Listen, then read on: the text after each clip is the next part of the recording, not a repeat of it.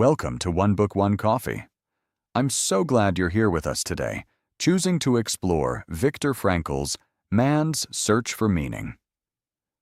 You know, the fact that you've picked up this book, that you're willing to invest your time and energy into understanding its depths, sets you apart. You could be anywhere else right now, lost in the infinite scroll of social media or caught up in yet another binge-worthy series. But instead, you're here, seeking wisdom, growth, and perhaps a deeper understanding of life itself. That's something truly remarkable. Man's Search for Meaning is not just another book on the shelf. It's a profound journey into the human psyche, resilience, and the quest for purpose. This book has touched the lives of millions, including some of the world's most influential minds. Did you know that figures like Bill Gates have spoken highly of it? Gates once mentioned how Frankl's insights offer a powerful perspective on finding purpose, even in the darkest of times. Viktor Frankl, the brilliant mind behind this work, was an Austrian neurologist, psychiatrist, and Holocaust survivor. His experiences in Nazi concentration camps catalyzed his exploration into what makes life meaningful, even amidst unimaginable suffering. These experiences not only shaped his pioneering work in logotherapy, but also imbued his writing with an authenticity and depth that resonates universally. Now, a quick note before we dive in. This is a detailed, chapter-by-chapter walkthrough, so it's going to be a longer session. Take your time with it. There's no rush.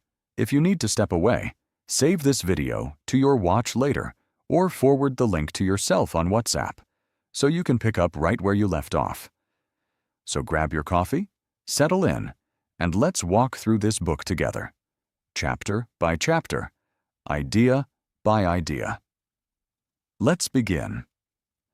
Man's Search for Meaning delves into the human quest for purpose, driven by Viktor Frankl's harrowing experiences in concentration camps and his subsequent development of logotherapy.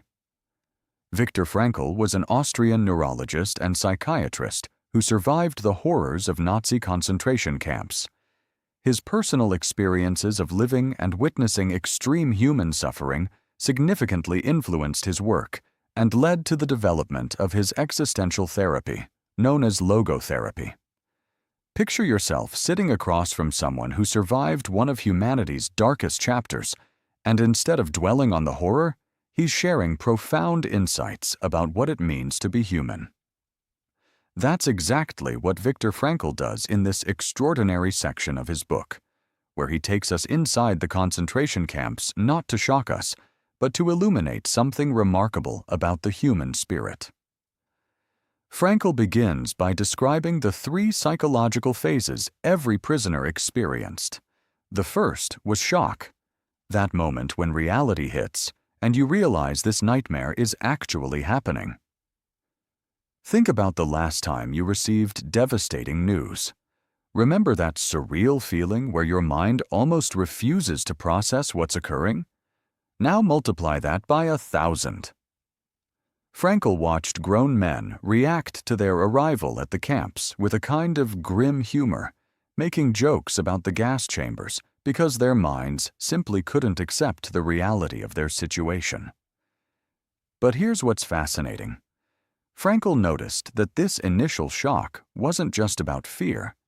It was about the complete collapse of everything these people thought they knew about human nature, about civilization, about the basic rules of existence. One prisoner, upon seeing the crematoriums, laughed and said, "Well, at least they're efficient." The human mind, Frankl realized, will find the strangest ways to cope when faced with the incomprehensible. The second phase was apathy, a kind of emotional death that settled over prisoners like a protective blanket. Now, you might think this sounds terrible, but Frankl saw it as a survival mechanism. When you're surrounded by suffering beyond imagination, your psyche shuts down non-essential emotional responses. It's like your phone going into power-saving mode when the battery is low.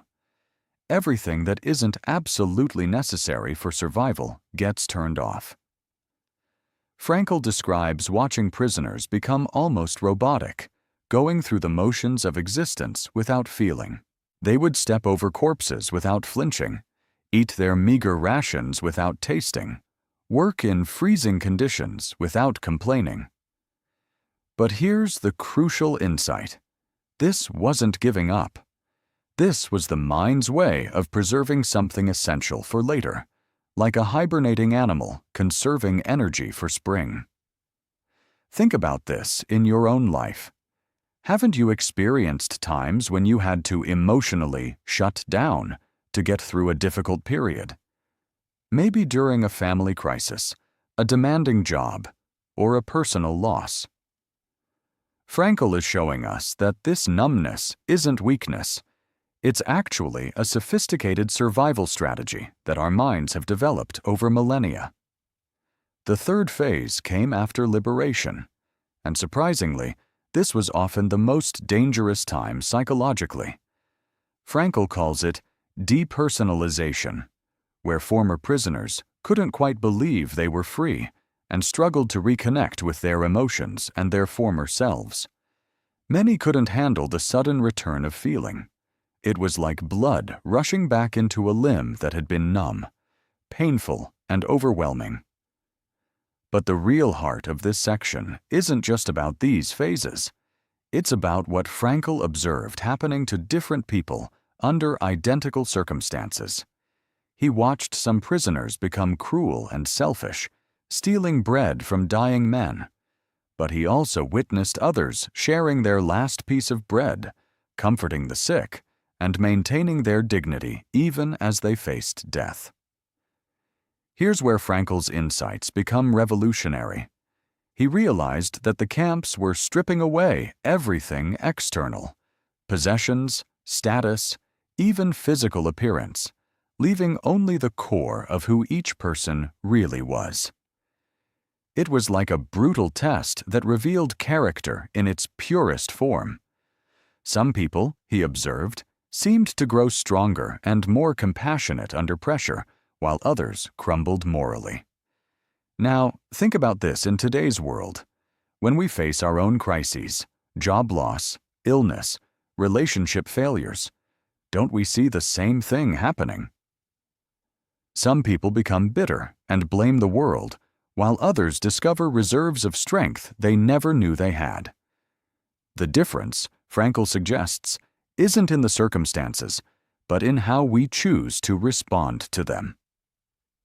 One of the most powerful stories Frankl tells is about a fellow prisoner who had given up hope and was planning to commit suicide. Instead of offering empty reassurance, Frankl helped the man realize that life was still expecting something from him. His son was waiting for him in another country, and a book series he'd been writing remained unfinished. The man's despair transformed when he understood that his life still had unique meaning that only he could fulfill. This story reveals something profound about human nature. We can endure almost anything if we believe it serves a purpose larger than our immediate suffering.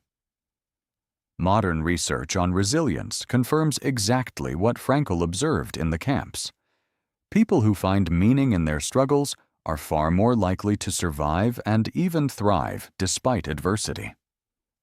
What makes this section so powerful is how Frankl refuses to romanticize suffering or suggest that the camps were anything other than an absolute evil.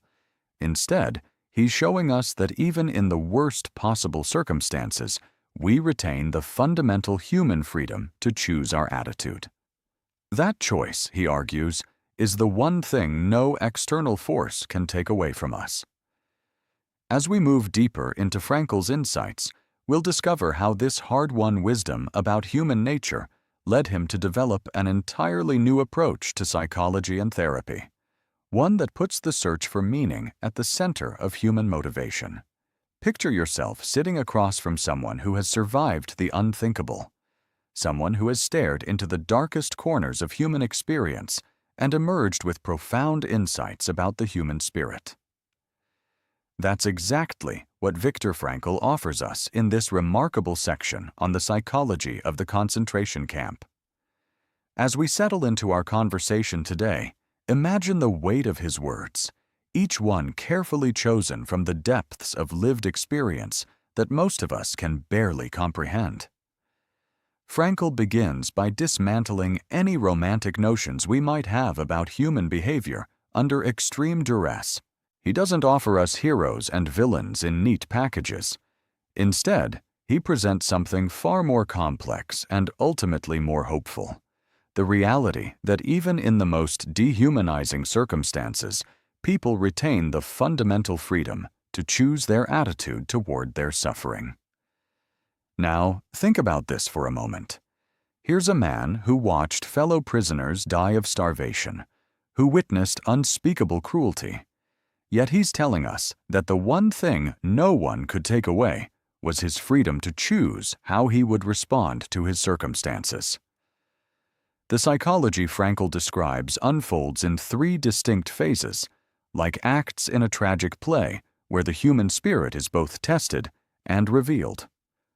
The first phase is shock, that initial period when new arrivals couldn't quite believe what was happening to them.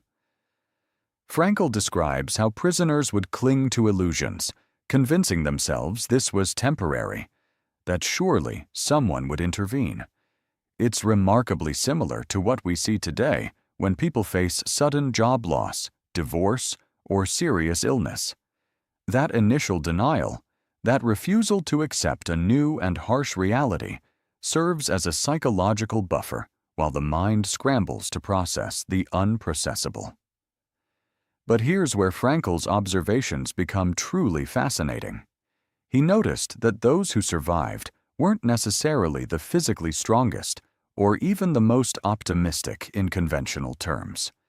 Instead, they were those who found meaning in their suffering, who could connect their present agony to something larger than themselves. One prisoner, Frankl tells us, survived by thinking constantly of his wife, imagining conversations with her, drawing strength from love that transcended physical presence. Another found purpose in the small acts of kindness he could offer fellow prisoners, sharing a piece of bread or a word of encouragement. Think about how this applies to your own life. When you're going through a difficult period, what keeps you going? Is it the hope that things will simply return to normal, or is it something deeper? Frankl suggests that those who weather life's storms best are those who can answer the question, "What is this experience asking of me?" rather than, "Why is this happening to me?" The second phase Frankl describes is apathy, a kind of emotional death that set in as prisoners adapted to camp life. This wasn't weakness, it was survival. The mind, faced with constant horror, simply shut down non-essential emotional responses. Prisoners stopped reacting to death, to violence, to degradation. They became, in Frankl's words, living corpses, focused solely on the mechanics of staying alive. Yet even here, he found glimmers of humanity. A prisoner would suddenly risk punishment to help another. Someone would share their last piece of bread. A group would gather secretly to observe a religious holiday. These moments of transcendence, Frankl argues, reveal something profound about human nature. We're not just biological machines programmed for survival. We're meaning-making creatures who can rise above our circumstances when we connect to something beyond ourselves. It's like a flame that can't be extinguished, no matter how fierce the wind. This resonates powerfully in our modern context, doesn't it? How often do we see people facing terminal illness who become advocates for others, or individuals who transform personal tragedy into movements that help countless others? The third phase was perhaps the most dangerous: liberation. Frankl describes how some prisoners, when finally freed, couldn't handle the sudden return of choice and responsibility. They had become so adapted to having every decision made for them that freedom itself became a burden. Some former prisoners became bitter, consumed by thoughts of revenge. Others struggled with what Frankl called moral deformity, having lost their sense of right and wrong after years of surviving in an environment where normal moral rules didn't apply. This observation feels particularly relevant today as we consider how people emerge from various forms of captivity, whether it's abusive relationships, addiction, or even just the constraints of pandemic lockdowns. Freedom, Frankl reminds us, isn't automatically liberating. It requires the courage to take responsibility for our choices, to rebuild our sense of purpose and meaning. What makes Frankl's insights so powerful isn't just that he survived the camps, but that he used his experience to develop an entirely new approach to psychology. He realized that the fundamental human drive isn't pleasure, as Freud suggested, or power, as Adler proposed, but meaning. When we can find meaning in our experiences, even painful ones, we discover reservoirs of strength we never knew we possessed. As we close this exploration of the concentration camp's psychology, we're left with a paradox that Frankl embraced throughout his life. The very worst of human circumstances can reveal the very best of human potential. In the darkest places, we sometimes find the brightest light. And perhaps most importantly, that light exists within each of us, waiting to be discovered not when life is easy, but precisely when it becomes most difficult. This isn't just historical insight. It's a roadmap for navigating whatever challenges await us in our own lives. You know, after surviving the unimaginable horrors of the concentration camps, Viktor Frankl could have easily become bitter, cynical, or completely broken. Instead, he did something remarkable. He took those darkest experiences and transformed them into a revolutionary approach to healing the human soul. Welcome back to our journey through man's search for meaning, and today we're diving into something truly fascinating. Logotherapy, Frankl's groundbreaking therapeutic method that emerged from the ashes of his suffering. Picture this. You're sitting across from a therapist, and instead of asking you about your childhood traumas or analyzing your dreams, they ask you a simple but profound question. What gives your life meaning? This is the heart of logotherapy, and it represents a complete shift in how we think about mental health and human suffering. Now, think about this for a moment. Most traditional therapy approaches focus on what's wrong with you, don't they? Freud would dig into your past, looking for repressed memories and unconscious desires. Other therapists might focus on your symptoms, trying to eliminate anxiety or depression. But Frankl said, wait a minute, what if we're looking at this all wrong? He proposed something radical. Instead of focusing on what's broken, what if we focus on what gives life purpose? Frankl called his approach logotherapy, from the Greek word logos, meaning purpose or meaning. It's based on what he considered the primary human drive, not the will to pleasure that Freud emphasized, or the will to power that Adler championed, but the will to meaning. In other words, we're not just pleasure-seeking animals or power-hungry creatures. We're meaning-making beings, and when we can't find meaning in our lives, that's when we truly suffer. Here's where it gets really interesting. Frankl observed something remarkable in the concentration camps. He noticed that the prisoners who survived weren't necessarily the physically strongest or the ones with the most resources. They were the ones who had something to live for, something that gave their suffering meaning. Maybe it was the hope of reuniting with family. Maybe it was an unfinished book they wanted to complete. Or maybe it was simply the belief that their suffering could somehow serve a greater purpose. This observation led to one of the most powerful insights in all of psychology. We cannot always choose what happens to us, but we can always choose how we respond to what happens to us. Think about that for a second. Even in the most extreme circumstances imaginable, Frankl discovered that we retain this fundamental freedom, this space between stimulus and response where we can choose our attitude. Now, you might be thinking, that's all very inspiring, Viktor, but how does this actually work in practice? Well, logotherapy operates on 3 basic principles that are surprisingly practical and relevant to our everyday struggles. First, life has meaning under all circumstances, even the most miserable ones. This doesn't mean that suffering is good or that we should seek it out.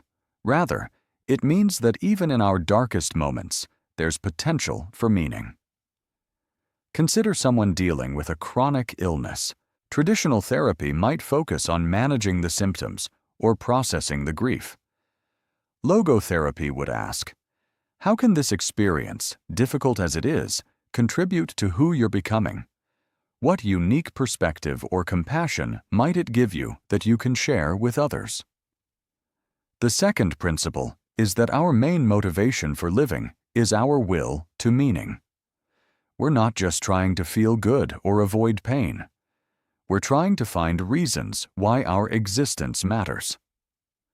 This explains why someone might choose a difficult career helping others over an easy, high-paying job, or why people sometimes feel empty even when they have everything they thought they wanted. Without meaning, even pleasure becomes hollow. The third principle is perhaps the most empowering. We have the freedom to find that meaning, regardless of our circumstances. Frankl often told the story of 2 suicidal patients who came to him. Instead of analyzing why they wanted to die, he asked them why they didn't. One man realized he had a beloved daughter in another country who needed him. Another remembered his life's work in science that remained unfinished.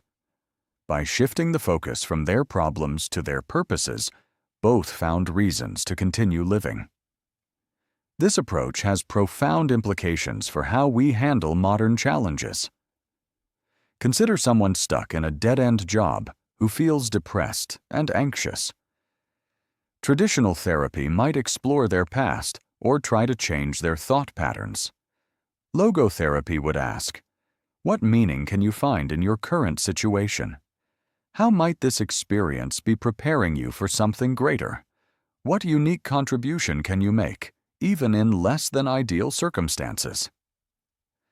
The beauty of logotherapy is that it doesn't promise easy answers or quick fixes.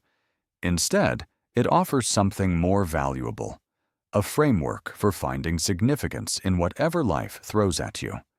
It's not about positive thinking or pretending everything is fine. It's about discovering that even in struggle, even in loss, even in uncertainty, there are opportunities for meaning. What makes this approach so relevant today is how it addresses our modern epidemic of meaninglessness. We live in an age of unprecedented comfort and opportunity, yet rates of anxiety, depression, and suicide continue to climb.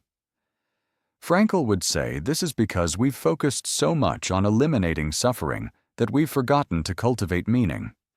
We've become experts at avoiding pain, but novices at finding purpose. As we move forward in our exploration of Frankl's insights, remember this. Logotherapy isn't just a therapeutic technique. It's a philosophy of living that suggests your life has significance, your choices matter, and even your struggles can serve a purpose greater than yourself. Picture this. You're scrolling through social media at 2 in the morning, jumping from one video to the next, feeling somehow both overstimulated and completely empty at the same time. You've got everything you thought you wanted, a decent job, a nice apartment, maybe even a relationship. Yet there's this gnawing feeling that something fundamental is missing. You're not alone in this feeling, and Viktor Frankl had a name for it decades before Instagram existed: the existential vacuum. Now, think about this for a moment. Frankl observed something fascinating during his time working with patients after the war. He noticed that more and more people were coming to him, not because they had classical neuroses or traditional mental health issues, but because they felt empty, purposeless, and fundamentally lost. They weren't suffering from repressed desires or childhood traumas. They were suffering from what he called an existential vacuum, a profound emptiness where meaning should be. Frankl described this vacuum as the most pervasive phenomenon of our time.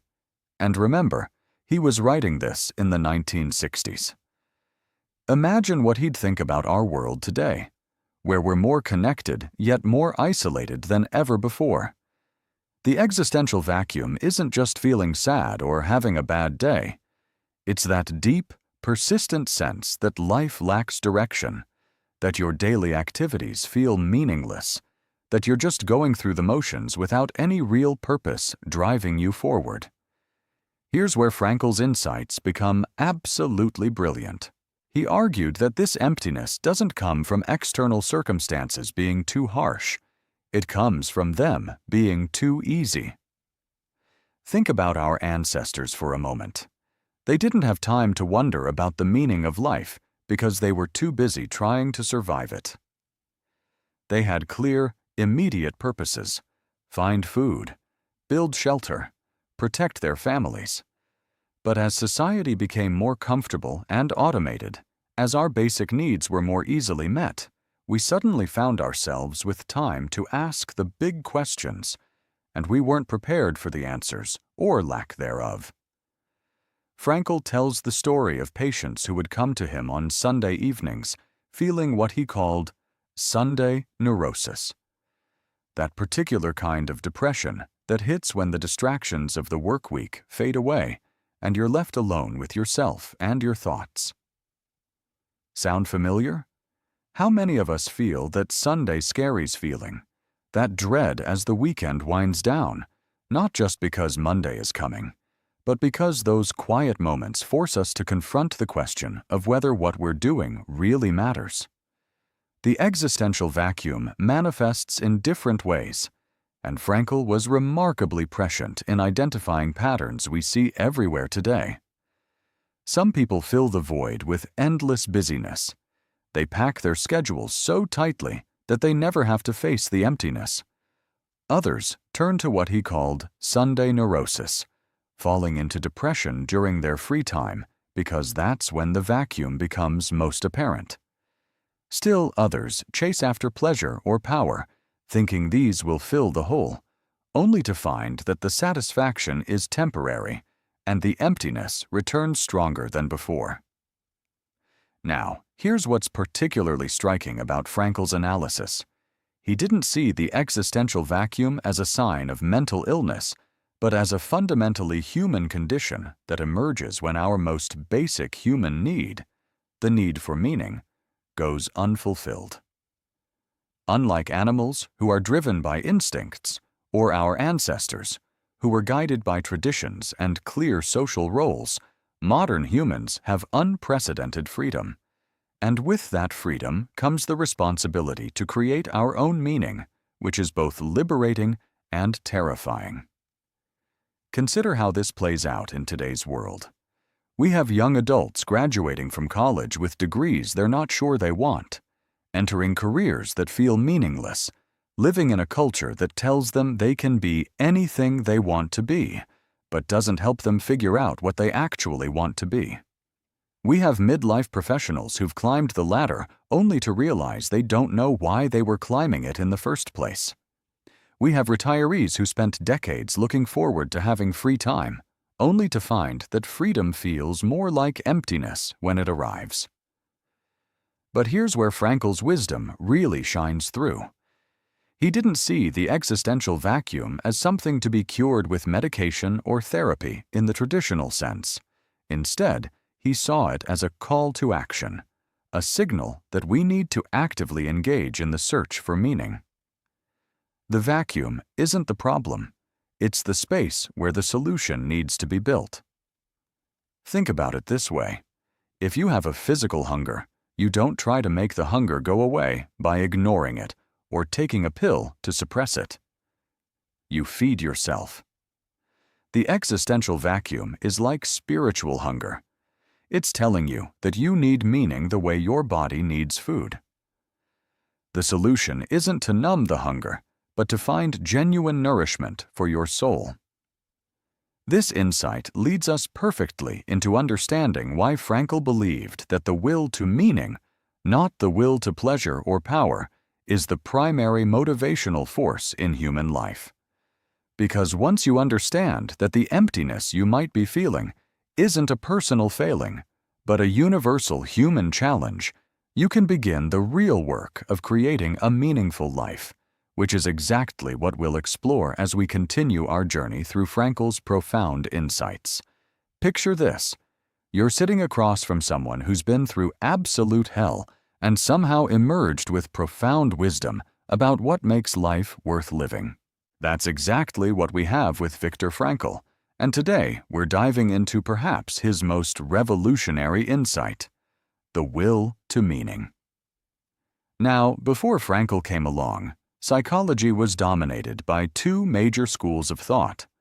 Freud told us we're all driven by the will to pleasure. Basically, we're just sophisticated animals chasing after what feels good and avoiding what hurts.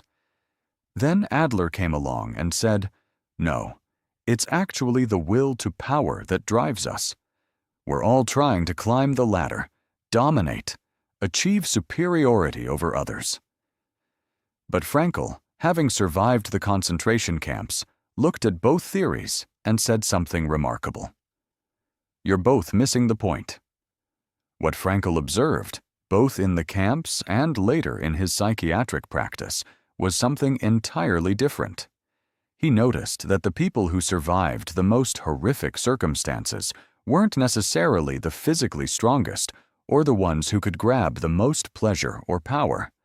They were the ones who had found meaning in their suffering, who had a reason to keep going that transcended their immediate circumstances.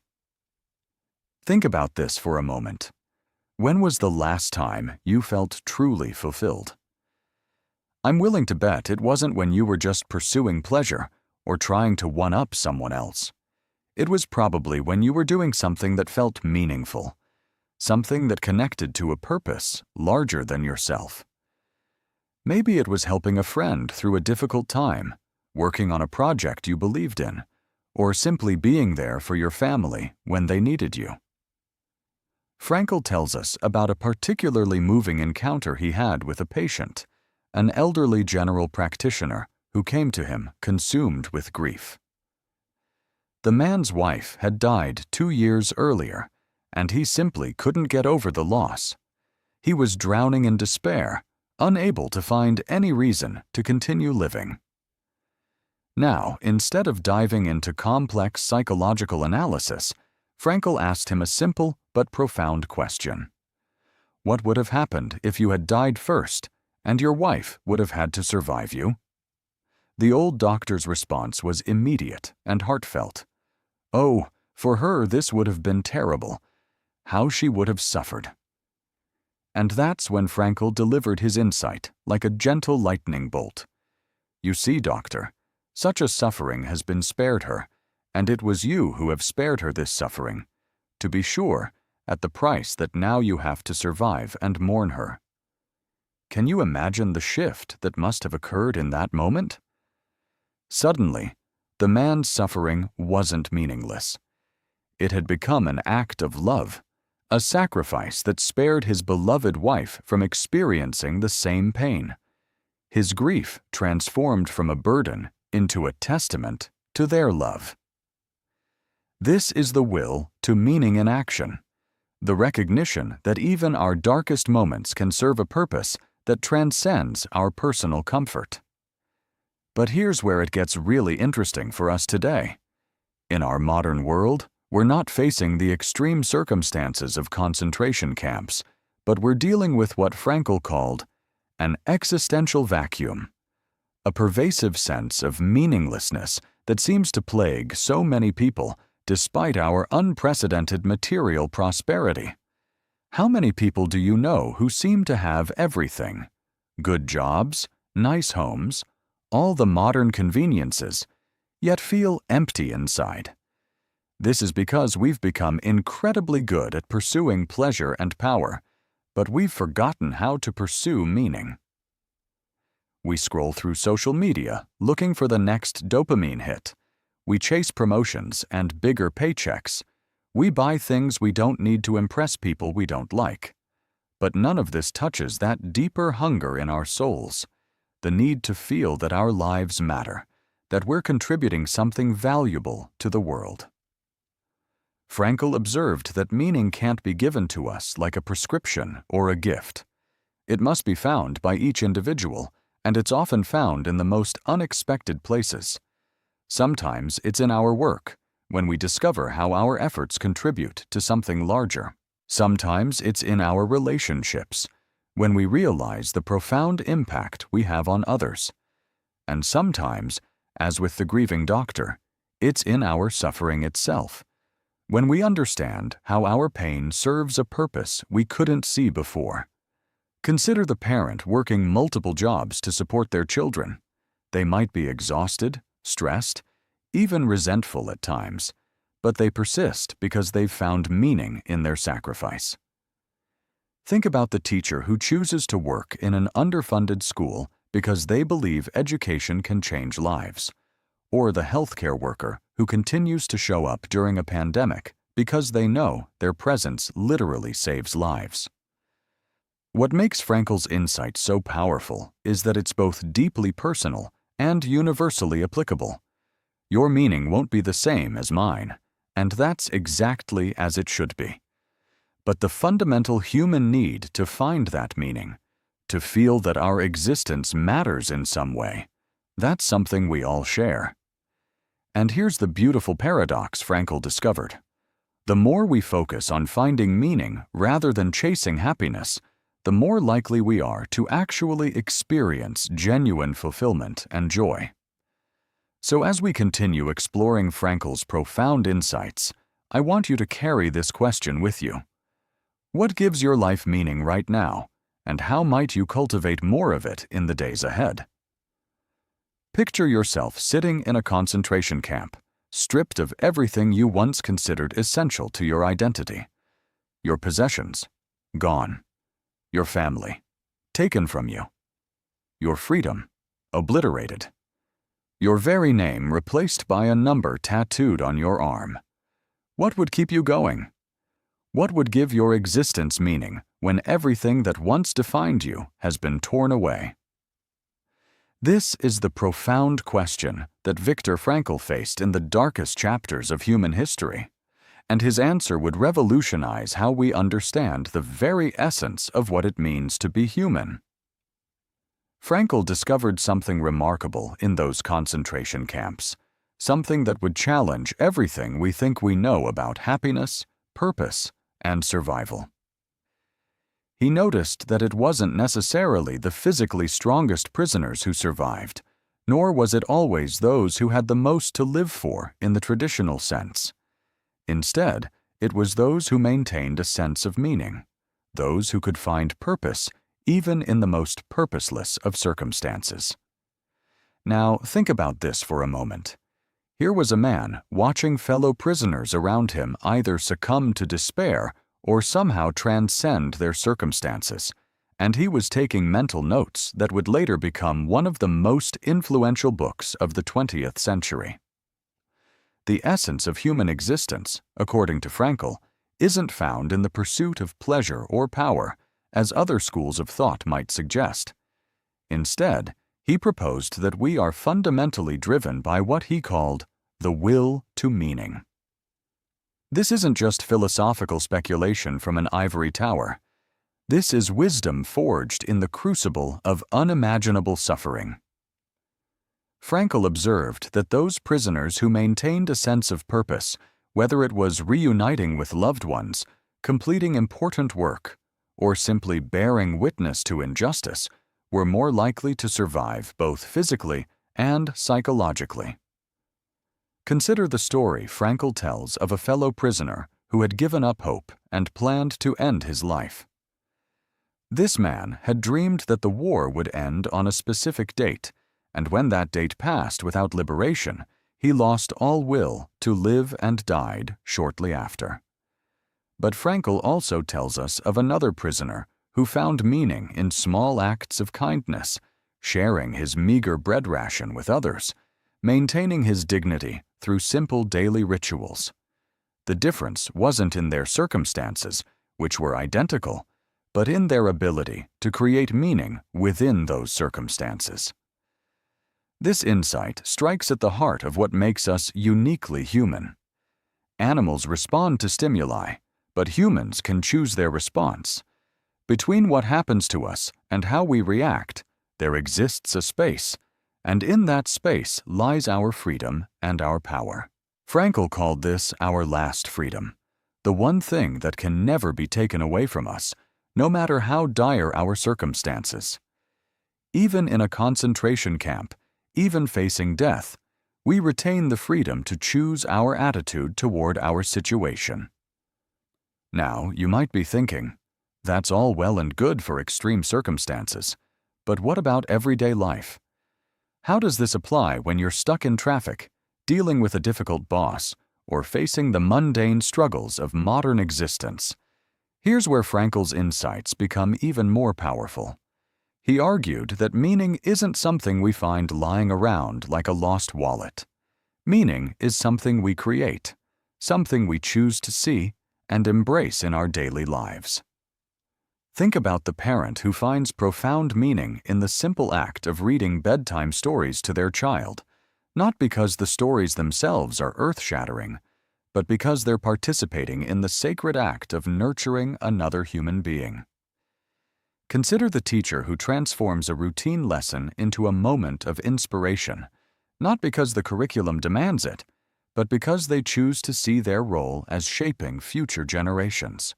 Or the healthcare worker who goes beyond their job description to offer comfort to a patient, finding meaning in the alleviation of suffering. Frankl distinguished between three sources of meaning in life. The first is through creative values, what we give to the world through our work, our art, our contributions. The second is through experiential values, what we take from the world through our encounters with truth, beauty, and love. The third, and perhaps most profound, is through attitudinal values, the stance we take toward unavoidable suffering. This last source is crucial because it means that even when we cannot change our circumstances, we can still find meaning by changing our attitude toward those circumstances. In our modern world, where depression and anxiety rates continue to climb despite unprecedented material prosperity, Frankl's message feels more relevant than ever. We live in what he might call an existential vacuum, a widespread feeling of meaninglessness that no amount of entertainment, consumption, or achievement seems to fill. Social media feeds us a constant stream of other people's highlight reels, making us question the significance of our own ordinary lives. We're told that happiness is the goal, but Frankl suggests something different, that meaning, not happiness, is what we're really after, and that happiness often follows as a byproduct of meaningful living. The beauty of Frankl's approach is that it's simultaneously humble and empowering. It's humble because it acknowledges that we cannot always control what happens to us. Life will bring suffering, loss, and disappointment. But it's empowering because it insists that we always retain the power to choose how we respond to these inevitable challenges. This isn't positive thinking or wishful optimism. This is a clear-eyed recognition that our humanity lies not in avoiding suffering, but in how we choose to meet it, learn from it, and potentially transform it into something meaningful. As we continue exploring Frankl's revolutionary insights, we'll discover how this understanding of meaning can transform not just how we face crisis, but how we approach every ordinary day of our lives. Picture this. You're sitting across from a friend who's just been through something incredibly difficult, and they look at you with tired eyes and ask, "What's the point of all this suffering?" It's one of those moments that stops you cold, isn't it? Because deep down, we've all wondered the same thing. Viktor Frankl didn't just wonder about it, though. He lived it, survived it, and discovered something profound that changed how we understand human resilience forever. In the concentration camps, Frankl witnessed something that defied all logic. While some prisoners crumbled under the unimaginable weight of their circumstances, others somehow found ways to maintain their dignity, their hope, even their capacity for kindness. What made the difference? It wasn't physical strength, education, or social status. It was something much more fundamental. It was their ability to find meaning in their suffering. Now, before you think this sounds like some kind of philosophical luxury that only works in theory, let me tell you about a moment Frankl describes that will stick with you. He writes about a fellow prisoner who was on the verge of suicide. This man had lost everything: his family, his business, his health. But Frankl helped him realize that his suffering could serve a purpose. The man had a manuscript hidden away, a book he'd been writing before the war. Suddenly, completing that work became his reason to survive another day, then another week, then another month. The suffering didn't disappear, but it transformed from meaningless agony into a meaningful struggle. Think about this for a moment.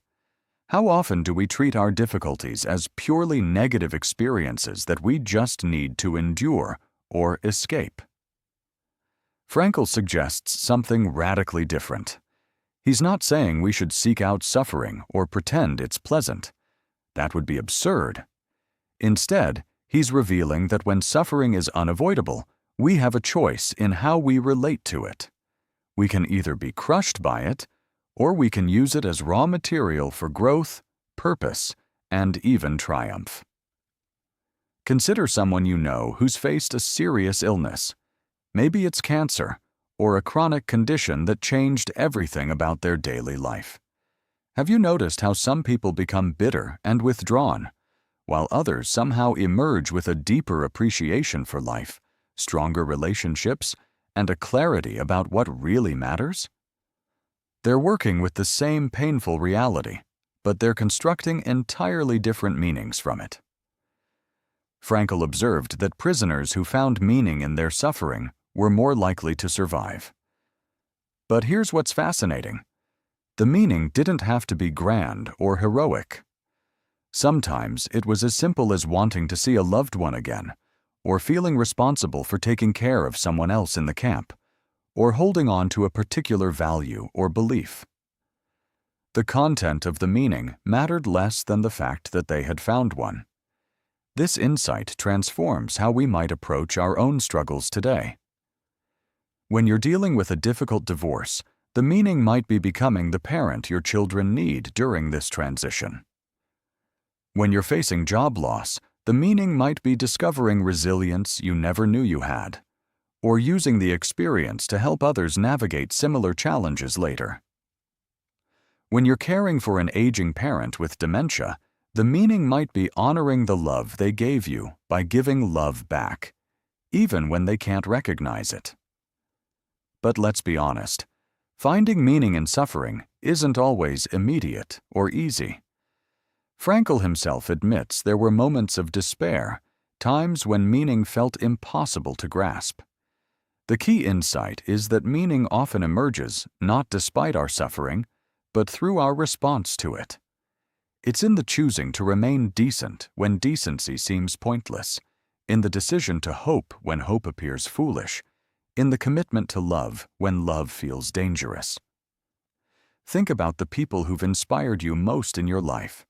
Chances are, many of them have faced significant hardships and somehow alchemized those experiences into wisdom, compassion, or strength that they then shared with others. They didn't just survive their suffering.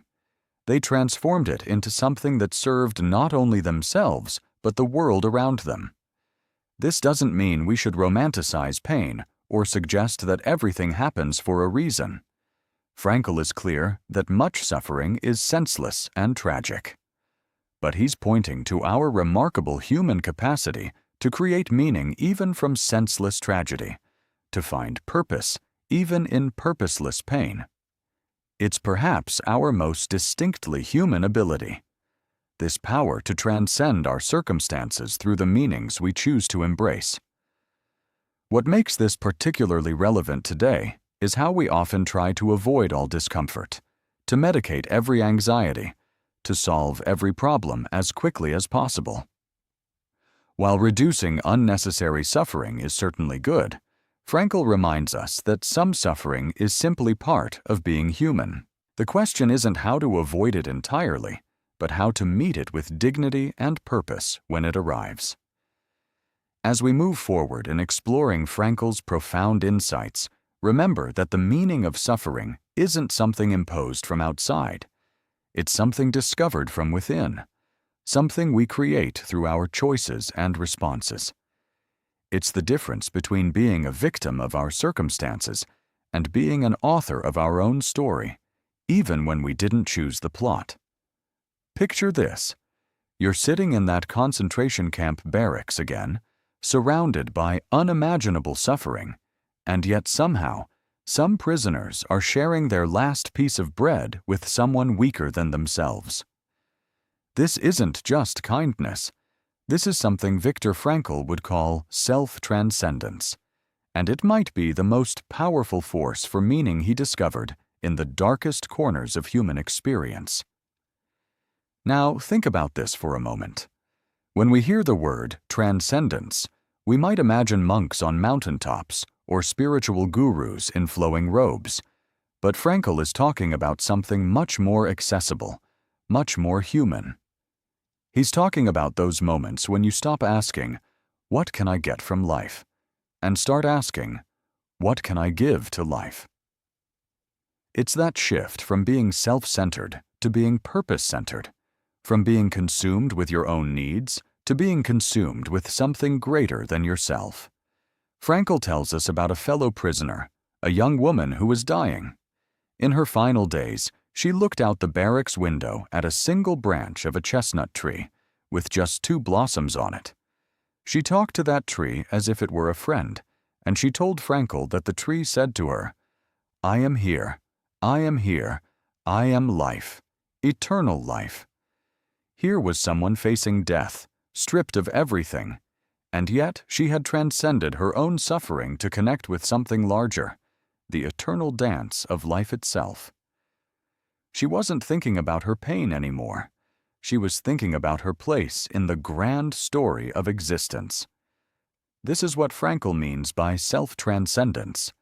It's not about denying your needs or pretending your problems don't matter.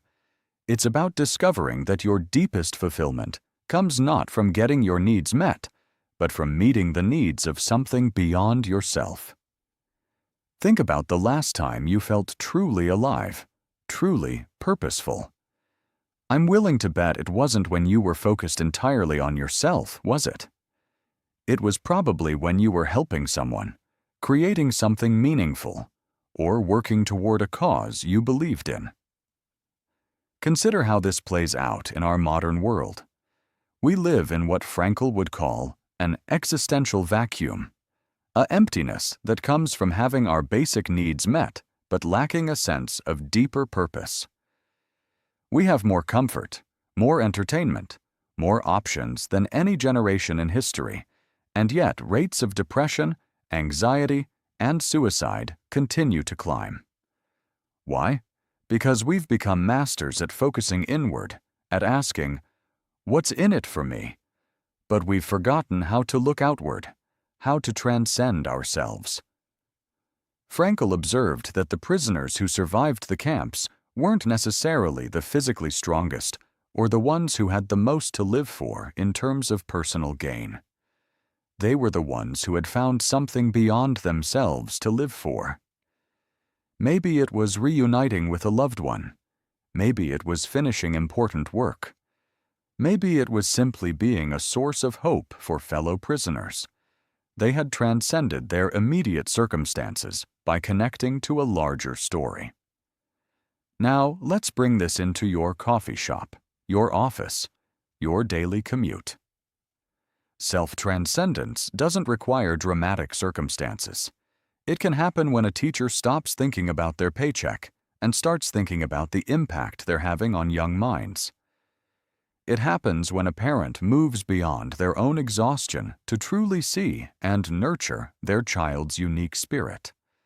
It happens when an artist stops worrying about fame or money and focuses purely on expressing something true and beautiful. Here's where Frankl's insight becomes almost revolutionary in our self-help obsessed culture.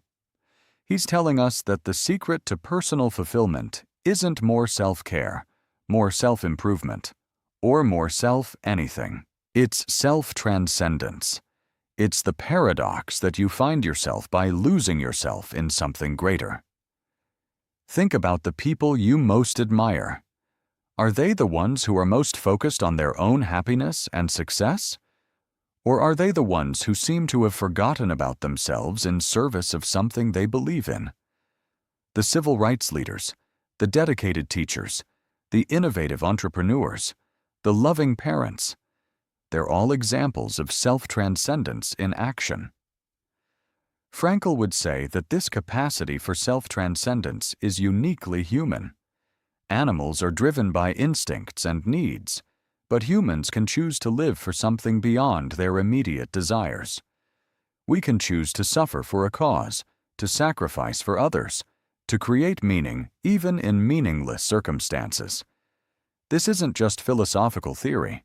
This is practical wisdom for navigating modern life. When you're feeling stuck, depressed, or empty, Frankl would suggest asking not, "How can I feel better?" but "How can I contribute?" Not, "What do I need?" but "What is needed from me?" This shift in perspective, this act of self-transcendence, can transform not just your mood, but your entire experience of being alive. The beautiful truth that Frankl discovered in the midst of humanity's darkest hour is that meaning isn't something you find by looking inward. It's something you create by reaching outward. And that reach toward transcendence, that movement beyond the small circle of self, is available to every one of us, right here, right now, with our next choice, our next action, our next cup of coffee shared with intention and love. Picture yourself sitting across from someone you love deeply, maybe over morning coffee, or during one of those quiet evening conversations that seem to stretch time itself. There's something almost magical that happens in those moments, isn't there? You find yourself seeing not just who they are right now, but who they could become, who they're meant to be.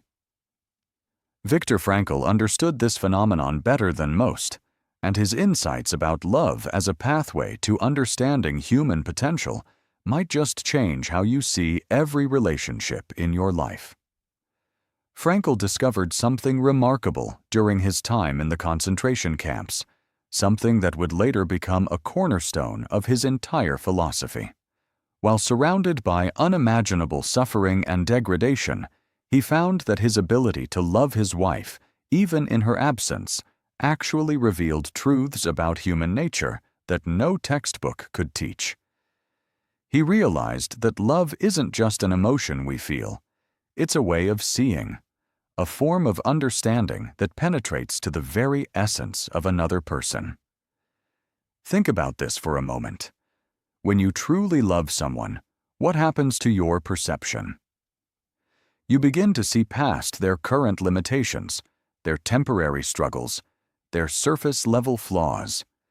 You glimpse something deeper, something that Frankl called their essential being. It's as if love provides us with a special kind of vision, like having X-ray glasses that reveal the hidden potential within another person. Frankl tells us about lying on his bunk in the concentration camp, having imaginary conversations with his wife. He didn't know if she was alive or dead, but in those moments of profound connection across space and possibly time, he experienced what he called the truth that love is the ultimate and highest goal to which man can aspire. Now, you might be thinking, how can someone find meaning in love when everything around them has been stripped away? But that's exactly Frankl's point. Love transcends circumstances because it's fundamentally about recognition, about seeing and affirming the unique value of another human being. Here's where it gets really interesting for those of us living in today's world. We're constantly surrounded by messages that reduce people to their productivity, their achievements, their social media presence, their net worth. We swipe left or right based on photos. We judge colleagues by their last quarterly results. We even evaluate our children by their grades and extracurricular accomplishments. But Frankl suggests that love offers us a completely different lens, one that sees beyond all these external markers to something infinitely more valuable. Consider how this plays out in a marriage that's weathered decades together. The couple doesn't just see each other as they are in this moment, with perhaps a few more gray hairs and laugh lines. True love allows them to see the young dreamer still alive in their partner's eyes, the untapped potential that circumstances may have buried, the person they're still becoming. It's like being an archaeologist of the soul, carefully brushing away the dust of daily life to reveal the treasure beneath. This isn't just romantic idealism, though. Frankl is making a profound point about human development. When someone truly sees our potential, when they love us not just for who we are, but for who we could become, something transformative happens. We begin to live up to that vision. It's as if their loving perception actually calls forth our better selves. Parents know this instinctively when they look at their children. A good teacher understands this when they see past a struggling student's current performance to their hidden capabilities. But here's the challenge in our modern world. We live in an age of quick judgments and instant gratification. Social media encourages us to present curated versions of ourselves while making snap decisions about others based on limited information. Dating apps reduce complex human beings to a handful of photos and a brief bio. In our professional lives, we're often evaluated by metrics and key performance indicators that capture only a fraction of our true value.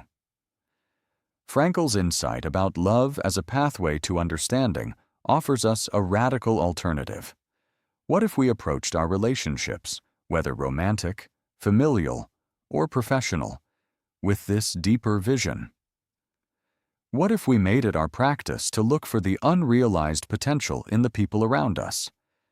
Not in a condescending way that focuses on their deficiencies, but in a loving way that recognizes their inherent dignity and possibility. Think about someone in your life who believed in you before you believed in yourself. Maybe it was a teacher who saw your potential when your grades didn't reflect it. Perhaps a friend who encouraged your dreams when they seemed impossible, or a partner who loved you through your worst moments and somehow helped you become your best self. That person was practicing what Frankl describes as the transformative power of love. The beautiful paradox here is that when we love others in this way, when we truly see and affirm their potential, we don't just transform them, we transform ourselves. We become the kind of people who can see beyond surface appearances, who can find meaning and value in the most unexpected places, who can maintain hope even in difficult circumstances. As we move forward in exploring Frankl's profound insights about meaning and purpose, remember that love isn't just one path among many to understanding human potential. According to Frankl, it might just be the most direct route to recognizing the extraordinary value hidden within every ordinary life, including your own. Picture this.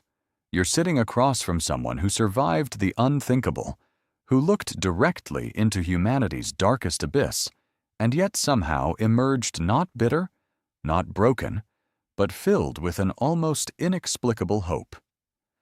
That's Viktor Frankl, and in what might be his most profound contribution to our understanding of human resilience, he presents us with something he calls tragic optimism. Now, before you roll your eyes thinking this sounds like some philosophical contradiction, let me tell you why this concept might just change how you view every challenge in your life. Frankl wrote about tragic optimism decades after his liberation from Nazi concentration camps, when he was already in his 70s. By then, he'd witnessed the full spectrum of human suffering and had spent years helping thousands of people find meaning in their pain. But here's what's remarkable. Instead of becoming cynical about life's inevitable hardships, he developed this revolutionary idea that we can be simultaneously realistic about life's tragedies while maintaining genuine optimism about our capacity to transcend them. Think about this for a moment. How often do we hear people say things like, "Well, if you really understood how bad things are, you wouldn't be so optimistic." Or conversely, "You need to think more positively and stop focusing on the negative." Frankl suggests both approaches miss something crucial about the human experience. We don't have to choose between acknowledging life's pain and maintaining hope. In fact, he argues that true optimism can only exist when we honestly face life's tragic elements head-on. Now, what does Frankl mean by life's tragic elements? He identifies three unavoidable aspects of human existence: pain, guilt, and death. Before you start reaching for that coffee to cope with this heavy topic, stay with me, because this is where it gets fascinating. Frankl isn't asking us to celebrate these realities or pretend they're somehow good. Instead, he's showing us how we can transform our relationship with them entirely. Let's start with pain, something every single person listening to this has experienced. Frankl tells us that suffering becomes bearable, even meaningful, when we can find purpose in it. He shares the story of an elderly doctor who came to him, devastated by his wife's death after 40 years of marriage. The man couldn't imagine how to go on without her.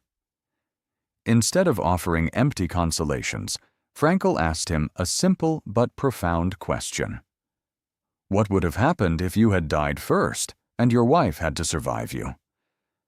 The doctor immediately realized that by surviving her, he was sparing his beloved wife the very suffering he was now experiencing. Suddenly, his pain had meaning. It wasn't just random cruelty, it was love in action. Consider how this applies to your own life. Maybe you're caring for an aging parent, struggling with a chronic illness, or dealing with a difficult relationship. Tragic optimism doesn't ask you to pretend these situations aren't painful. Instead, it invites you to ask, what meaning can I create from this experience? How might my struggle serve something larger than my immediate comfort? The second element, guilt, might seem even more challenging to approach optimistically. But Frankl suggests that guilt, when it's genuine, can actually be a compass pointing us toward our values. Think about a time when you felt truly guilty about something you did or didn't do. That guilt was telling you something important about who you want to be. Tragic optimism means we can acknowledge our failures and mistakes without letting them define us. We can use them as stepping stones toward becoming more authentic versions of ourselves. And then there's death, perhaps the ultimate tragic reality. Now, you might wonder, how on earth can we be optimistic about mortality? Frankl's insight here is breathtaking in its simplicity. Death, he argues, is what gives life its urgency and preciousness. If we had infinite time, would anything really matter? Would we ever feel compelled to love deeply, create boldly, or serve others? The very fact that our time is limited is what makes each moment, each choice, each relationship infinitely valuable. Here's where tragic optimism becomes incredibly practical for our modern lives. We live in an age that often promotes what we might call toxic positivity, the idea that we should always look on the bright side and avoid negative emotions. Social media feeds us endless messages about manifesting our dreams and thinking our way to happiness. But tragic optimism offers something far more robust and realistic. It says, yes, life includes suffering, and yes, you can still choose hope, meaning, and even joy. Think about the healthcare workers during the pandemic, the teachers in underfunded schools, the activists working for social justice in the face of seemingly insurmountable problems. These people embody tragic optimism. They see the problems clearly. They don't minimize the pain, but they continue to act with hope and purpose because they understand that meaning can be found even in the midst of struggle. Frankl reminds us that we cannot always choose what happens to us, but we can always choose our response. This isn't about putting on a brave face or pretending everything is fine. It's about recognizing that even in our darkest moments, we retain the fundamental human freedom to decide what our experiences will mean and how they will shape us. As we wrap up this exploration of tragic optimism, I want you to consider this. What if the very struggles you're facing right now, the ones that feel so overwhelming and unfair, what if they're not obstacles to a meaningful life, but potential gateways to deeper wisdom, compassion, and purpose? That's the revolutionary promise of tragic optimism, and it's available to each of us, right here, right now, in whatever circumstances we find ourselves. Picture this. You're sitting across from someone who survived one of humanity's darkest chapters, and instead of bitterness, their eyes hold a profound understanding about what it means to be human. That's Viktor Frankl, and what he discovered in the concentration camps will completely reshape how you think about your own challenges and choices. Now, imagine being stripped of absolutely everything: your family, your home, your possessions, your name, even your hair. You're reduced to a number tattooed on your arm. Most of us can't even fathom such complete devastation. Yet Frankl observed something extraordinary in these unimaginable circumstances. Even when everything external was taken away, there remained one thing the guards couldn't touch. One final frontier of human dignity that remained unconquerable. Frankl called this the last of human freedoms, the ability to choose one's attitude in any given set of circumstances. Think about that for a moment. When you have literally nothing left, when you're facing the absolute worst humanity can inflict, you still possess this one sacred power. You can still choose how you respond to what's happening to you. This isn't some feel-good philosophy dreamed up in a comfortable armchair. This is hard-won wisdom forged in the fires of genuine suffering. Frankl watched fellow prisoners who had every reason to despair somehow maintain their humanity, their dignity, their hope. He saw men share their last piece of bread with someone weaker, offer comfort to those who were dying, and find meaning even in their suffering. But here's what's fascinating.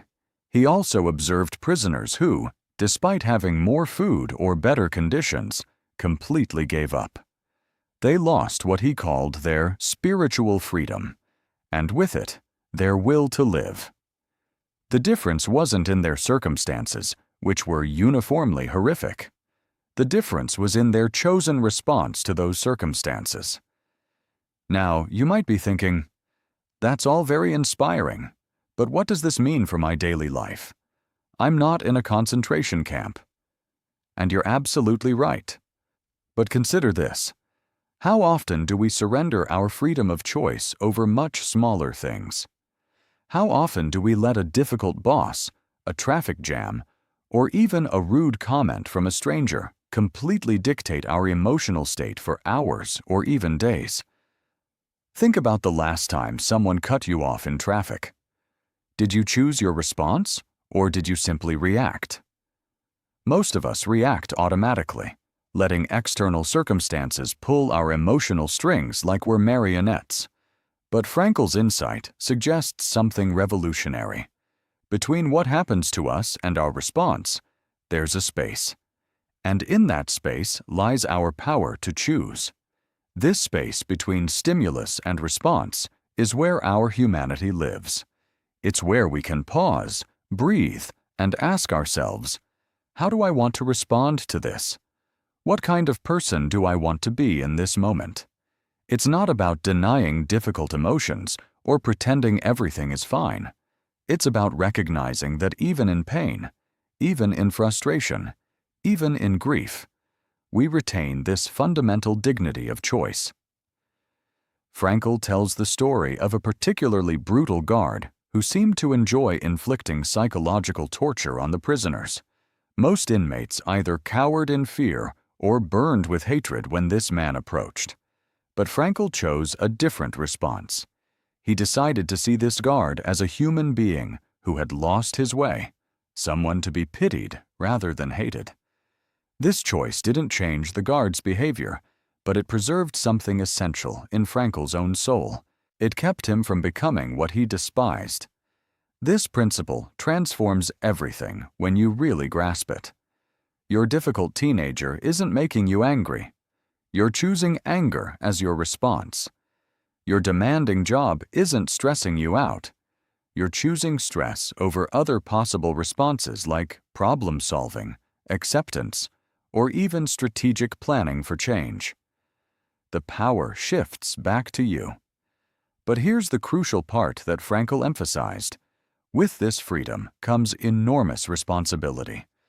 If we can choose our attitudes, then we're responsible for the ones we select. We can no longer play the victim quite so easily. We can't blame our bad mood entirely on circumstances or other people. This is both liberating and terrifying. Consider how this applies to modern challenges. When your internet crashes during an important video call, you have a choice. When you receive a harsh critique at work, you have a choice. When a friend cancels plans at the last minute, you have a choice. The circumstances might be fixed, but your response is fluid, creative, and entirely yours to determine. Frankl wasn't suggesting this is easy. Choosing our attitude requires what he called spiritual courage.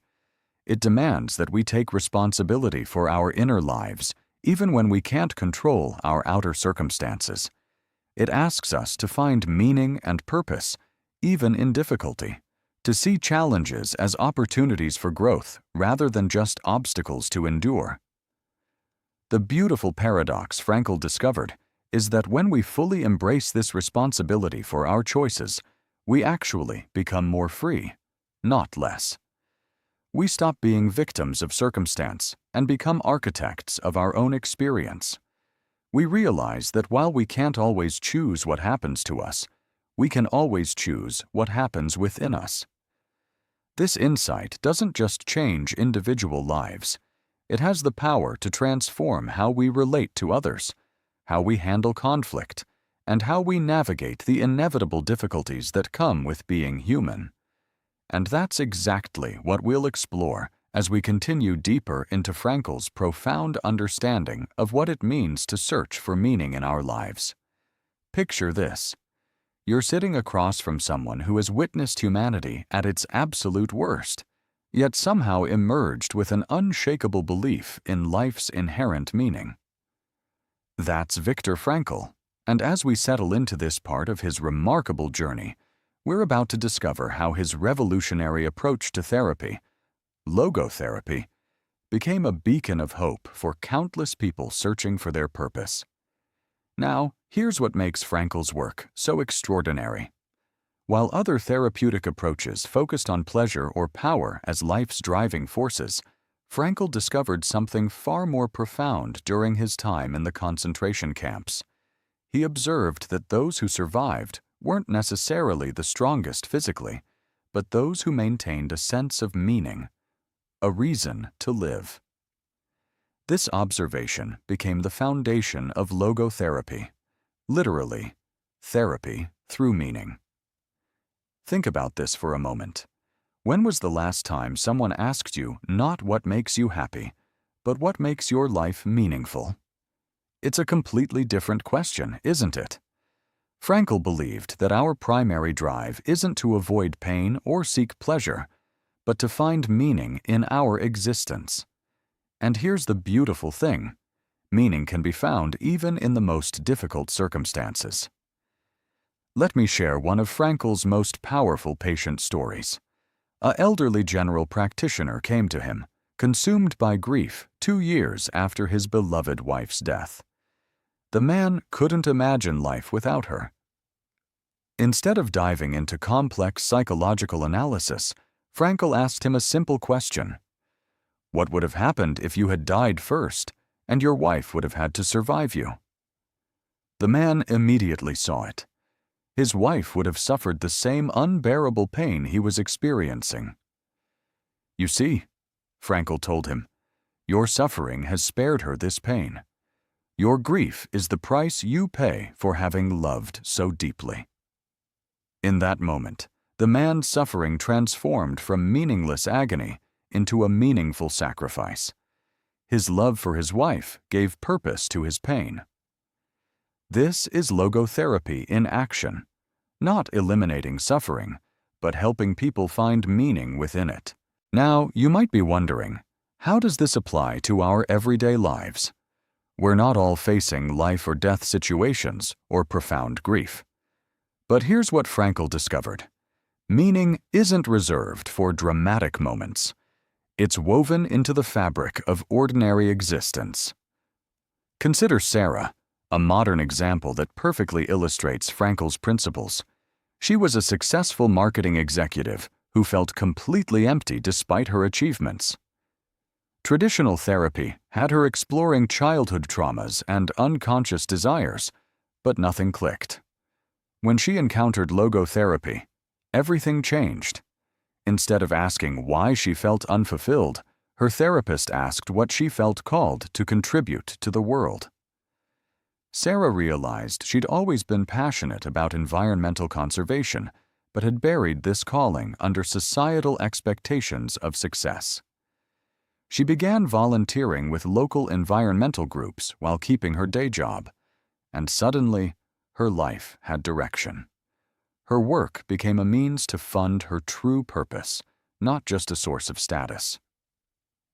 Here's something fascinating about meaning. Frankl discovered it comes in 3 forms.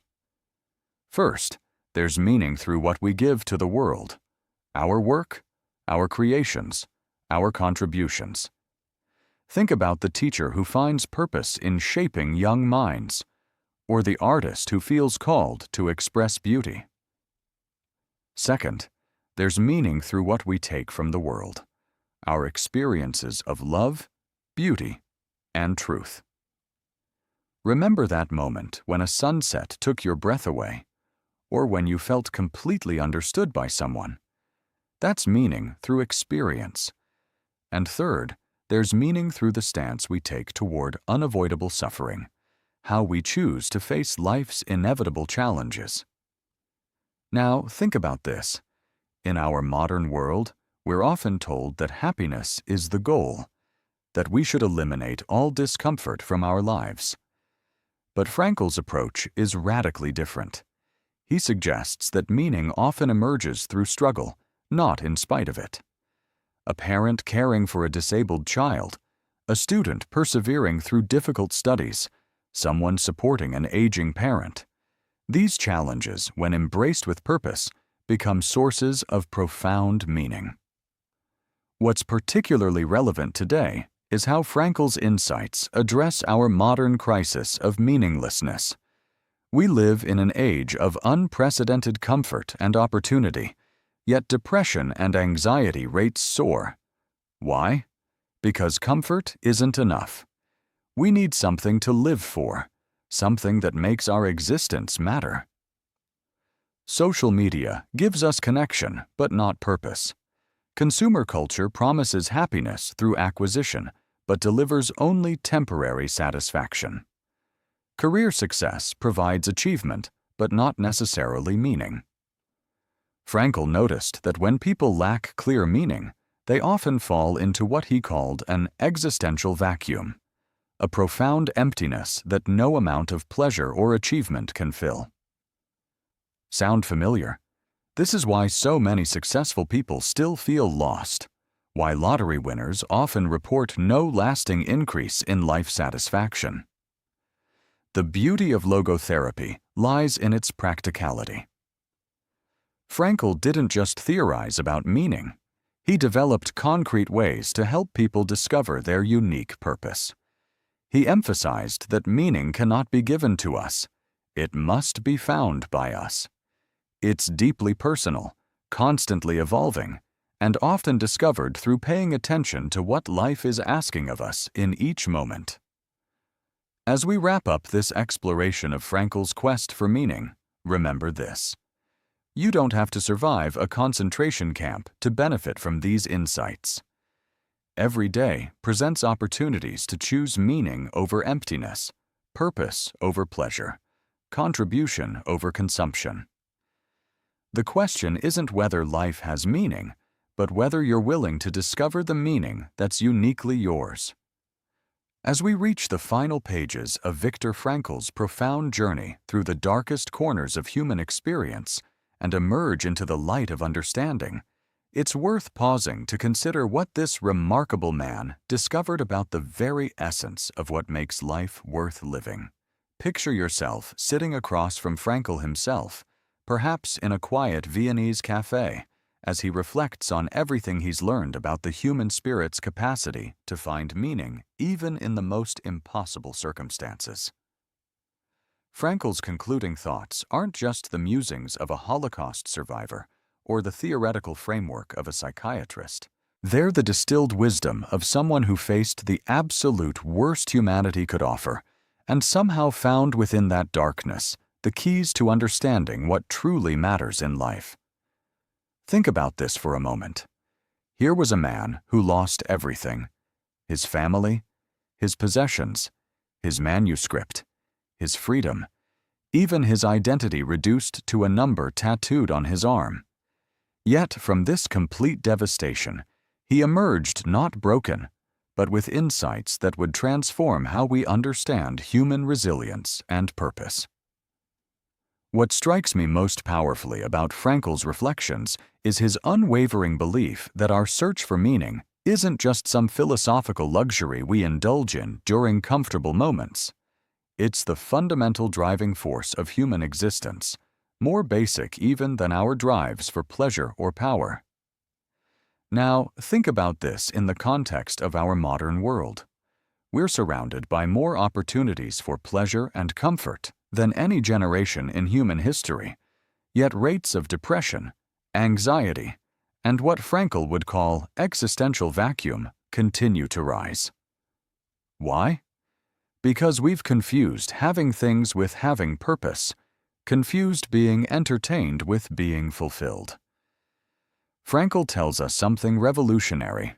We cannot avoid suffering, but we can choose how to cope with it, find meaning in it, and move forward with renewed purpose. This isn't about positive thinking or pretending pain doesn't exist. It's about something far more profound.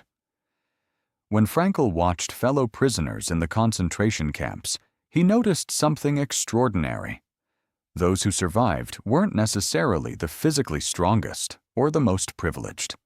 They were often the ones who maintained some sense of meaning, some reason to keep going, whether it was reuniting with loved ones, completing important work, or simply bearing witness to what they had experienced. Consider how this applies to the challenges we face today. Maybe you're dealing with a difficult divorce, the loss of a job, a serious illness, or the death of someone you love. Frankl's insights suggest that the question isn't, "Why is this happening to me?" but rather, "What can this experience teach me? And how can I use this suffering to become more fully human?" This isn't about finding silver linings or being grateful for pain.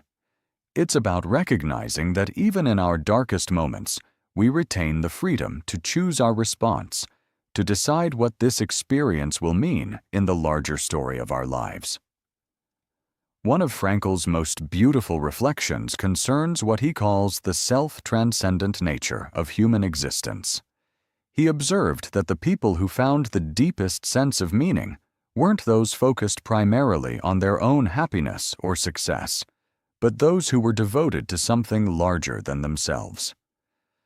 Whether it was love for another person, commitment to a cause, or dedication to creating something meaningful, these individuals seem to stumble upon happiness as a byproduct of their devotion to something beyond their own immediate needs.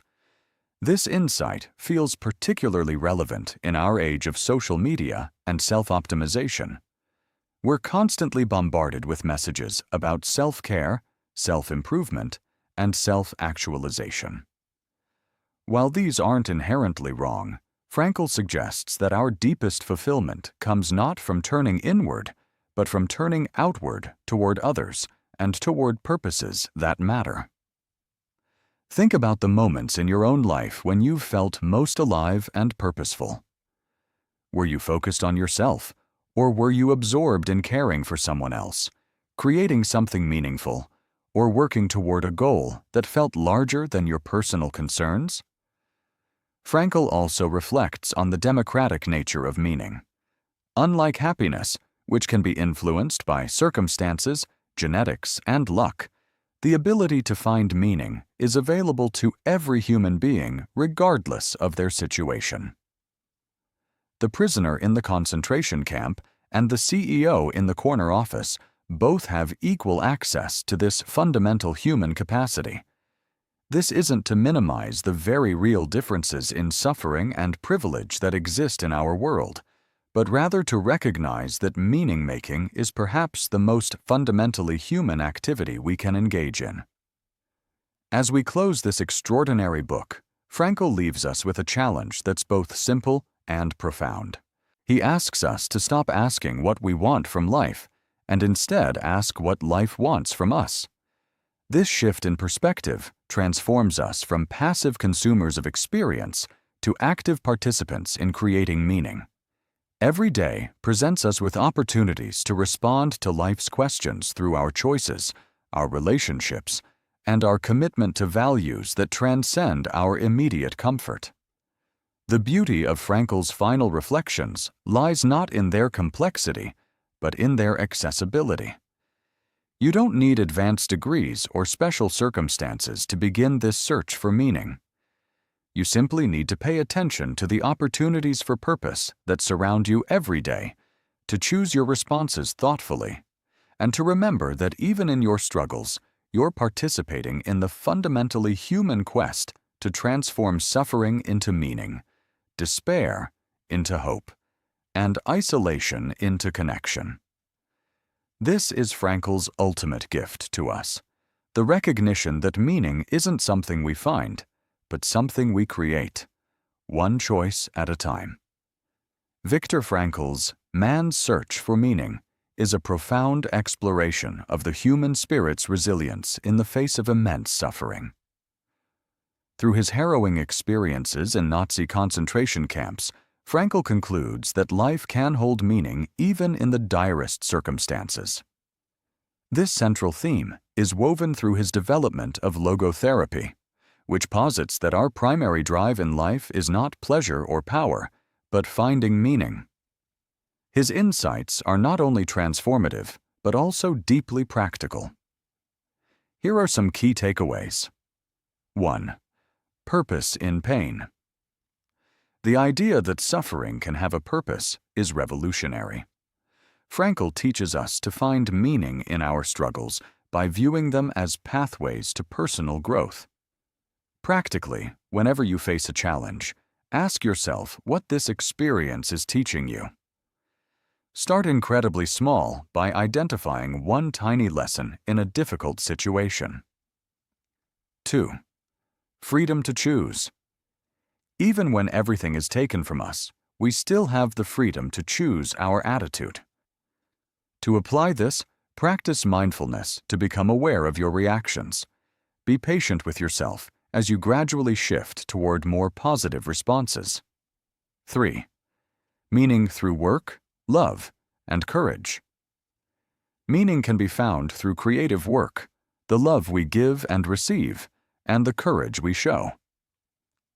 To adopt this, set small goals in these areas. Start by cultivating a habit of gratitude and acknowledge the love and courage around you. 4. Embrace the present. Frankl emphasizes the importance of living in the moment. Apply this by focusing on today's opportunities instead of worrying about the future. Consider starting a daily practice of reflection to anchor yourself in the present. 5. Find meaning. Every day. According to Frankl, meaning isn't a grand quest, but something we cultivate daily. Each morning, ask yourself how you can make today meaningful. Begin by making one small, intentional choice that aligns with your values. Before you go, I'd love to hear from you. Drop a comment below with at least one idea from this book that stuck with you.